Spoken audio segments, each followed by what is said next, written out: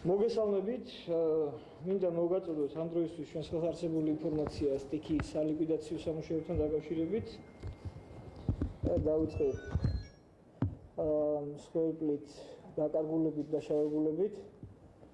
ამ ეტაპზე ოფიციალური ინფორმაცია მსხვერპლთან დაკავშირებით უცვლელი რჩება.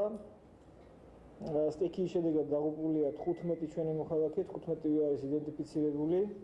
დაკარგულად ითვლება 7 მოქალაქე, მიმდინარეობს აქტიურ რეჟიმში საძიებო სამუშაოები.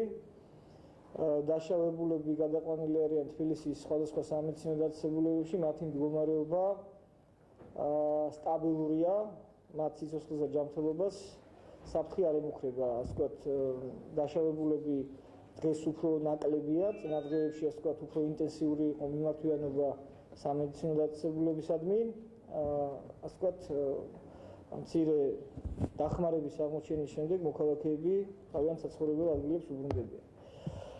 რაც შეეხება აღდგენით სამუშაოებს, გვაქვს რამდენიმე ლოკაცია. გუშინ შტაბის ხდომაზე გადაწყდა, რომ ესე იგი გამოყოფილი ყოფილიყო პასუხისგებელი უწყებები თითოეულ ლოკაციაზე.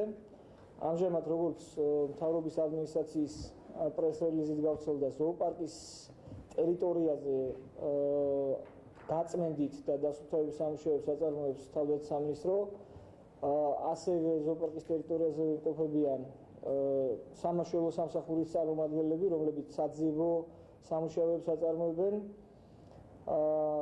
ესე იგი, სვანიძის ქუჩაზე, რომელიც მეორე მძიმე ლოკაცია იყო, მიმდინარეობს სამუშაოები ერთობლივად მერიისა და თავდაცვის სამინისტროს ძალების მეშვეობით. მიმდინარეობს სამუშაოები ყიფშიძის და წყნეთის ქუჩის მიმდებარე ტერიტორიებზე. სამუშაოებს აწარმოებენ მერიისა და გარემოს დაცვის სამინისტროს წარმომადგენლები. ასევე აქტიურად მიმდინარეობს გზის აღდგენითი სამუშაოები წყნეთი ახალდაბის გზის მონაკვეთზე. დღის ბოლოსთვის გზა იქნება აღდგენილი, თუმცა დაახლოებით 10 დღე დაჭირდება გზის სრულ რეაბილიტაციას, მაგრამ დღის ბოლოსთვის წყნეთი ახალდაბის გზის მონაკვეთი იქნება გახსნილი.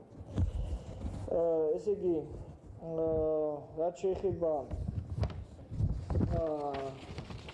მდგომარეობას ცხოველებთან დაკავშირებით, გუშინ გავრცელდა ზოოპარკის ადმინისტრაციის მხრიდან ინფორმაცია, დღეს ეს ინფორმაცია გადამოწვდა და დადასტურდა, რომ ყველა ცხოველი, რომელიც გაიქცა ზოოპარკის ტერიტორიიდან, რომელიც დაიკარგა უпроსტად ზოოპარკის ტერიტორიიდან, ან დაბრუნებულია ზოოპარკის ვოლიერებში, ან არის ნაპოვნი დამხრჩვალი წყალში, ან არის ლიკვიდირებული. ესე იგი, ასე რომ მოსახლეობის საყურადღებოდ მინდა ვთქვა, რომ ამ ეტაპისთვის ცხოველების მხრიდან, დაცებელი ცხოველების მხრიდან მოსახლეობას საფრთხე არ ემუქრება. მე მინდა ორიოდე სიტყვით შევეხო წყნეთი ბეთანიის გზის მონაკვეთს. ამ მონაკვეთზე ჯერჯერობით გეოლოგების დასკვნილის საფუძველზე ვერ მიმდინარეობს აქტიური აღდგენითი სამუშაოები, თუმცა დაიწყება დღის განმავლობაში სამუშაოები ჩარჩენილი ავტოტრანსპორტის გამოყვანის მიზნით. სიტუაცია ბაგების მიმართულებით. ბაგების მიმართულებით მოგეხსენებათ, გუშინ ჩამოწვა მეწყერი, ეს გაჩნდა დამატებითი ლოკაცია, ოპერატიულ რეჟიმში მოხდა რეაგირება ამ შემთხვევაზე. ადგილზე იმყოფებოდნენ გარემოს დაცვის სამინისტროს წარმომადგენლები, მერიის წარმომადგენლები, კრიზისების საბჭოს წარმომადგენლები. ესე იგი, დღესდღეობით შემიძლია უკვე ვთქვა, რომ სამუშაოებს უკვე აწარმოებს კერძო კომპანია მერიის ზედამხედველობით. უკვე ნაპოვნია კონკრეტული საინჟირო გადაწყვეტა ამ პრობლემის. მიმდინარეობს მოსამზადებელი სამუშაოები, იმისათვის რომ ასე ვთქვათ მოხდეს ამ ლოკაციის დამუშავებაც. რაც შეეხება იმ ადგილმდებარეობაზე, ასე ვთქვათ, დაზიანებულ გზას, მას შემდეგ რაც უკვე ეს ადგილი თვითონ ჩამონაშალის, ასე ვთქვათ, ჩამოზოვება მოხდა, მას შემდეგ რაც დამუშავდება, დაიწყება, ასე ვთქვათ, ოპერატიულადვე გზის აღდგენის სამუშაოები. წუხელვე დიდუბე-ჩუღურეთის რაიონში ჩეჩელაშვილის ნომერ 74-ში ჩამოწვა მცირე მოცულობის მეწყერი. ოპერატიულად მოხდა რეაგირება ამ შემთხვევაზე. ადგილზე გავიდა ყველა შესაბამის სამსახური, გეოლოგებმა შეისწავლეს ვითარების შესწავლის შედეგად დადგინდა, რომ მაცხოვრებლების ევაკუაციის აუცილებლობა არ არსებობს, თუმცა ჩასატარებელია პრევენციული ღონისძიებები.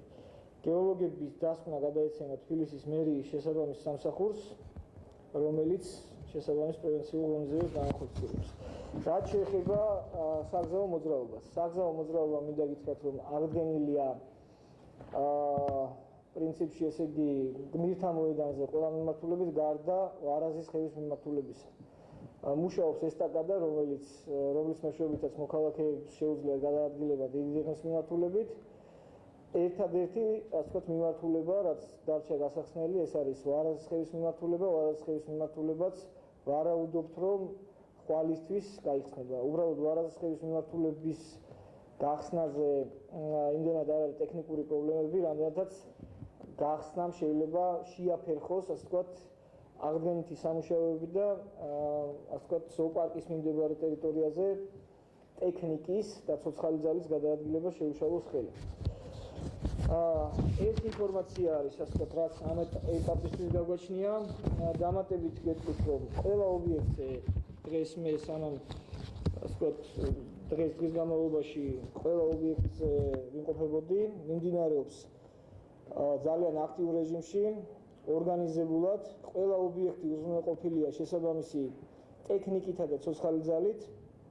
თითოეულ ობიექტზე არის კოორდინატორი მერიიდან, რომელიც კოორდინაციას უწევს ადგილზე მიმდინარე სამუშაოებს. კრიზისების მართვის საბჭოს გააჩნია რეზერვი და შესაბამისი მომართვიანობის საფუძველზე ამ რეზერვის გადანაწილება ხდება საჭირო მიმართულებით. რაც შეეხება მოხალისეებს მინდა პირველ რიგში დიდი მადლობა მოუხადო იმისათვის, რომ ესე აქტიურად არიან ჩართული გაწმენდით და დასუფთავების სამუშაოებში, თუმცა ეს პროცესიც უკვე დღეს მიმდინარეობს გაცილებით უფრო ორგანიზებულად. მერიის შესაბამის სამსახური ორგანიზებას უწევს მოხალისეების როგორც მობილიზაციას, ასევე მათ გადანაწილებას კონკრეტული ლოკაციების მიმართულებით.